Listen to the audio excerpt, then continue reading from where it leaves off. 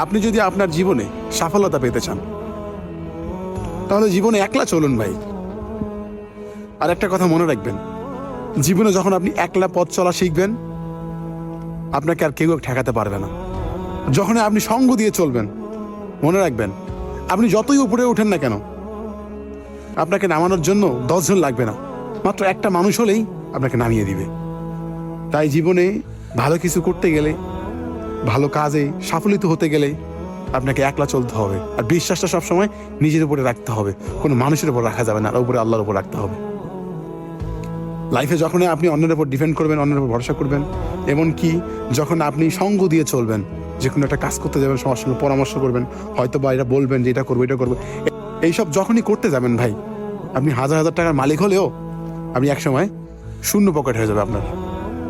তাই জীবনে সঙ্গ জিনিসটা থেকে কম থাকবেন, একলা চলবেন। যেখানে মনে হচ্ছে যে আমি একলা যেতে পারবো না, নিজের নিজের প্রতি বিশ্বাস রাখতে হবে, আমি যাইতে পারবো।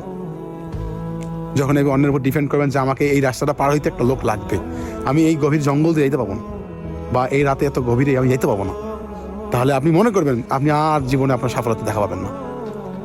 আর এক ছোটবেলা থেকে একটা কথা আমি জেনে আসছি, যে যত দূর অন্ধকার পথ পেরিয়ে একাই যাবে সে আলোর দেখা আজ না হোক কাল পাবেই রে ভাই, আজ না হোক কাল দেখা পাবেই। তো লাইফে কোনো কিছু করতে গেলে ভাই সব সময় আপনাকে একা যুদ্ধ করতে হবে। সঙ্গ নিয়ে যুদ্ধ করলে মনে করবো যে জিনিসটার ভাগ কিন্তু সবাই হবে। আর আপনি যখন একটা খেলার মাঠে একাই যুদ্ধ করে একাই মাঠে জিতে চলে আসবেন, মনে রাখবেন ওই জয়ীর কাপটা কিন্তু আপনি একাই পাবেন, তখন আর 10 জন ভাগী আর থাকবে না। তো লাইফে কোনো কিছু করতে গেলে সবসময় মাথা রাখতে হবে যে আপনি কারোর উপর ডিপেন্ড করবেন না, সবসময় নিজের উপর ভরসা রাখবেন। আর এরকম একলা চলা শিখবেন, সঙ্গ জিনিসটা থেকে দূরে থাকবেন। সঙ্গ মানুষকে কখনো ভালো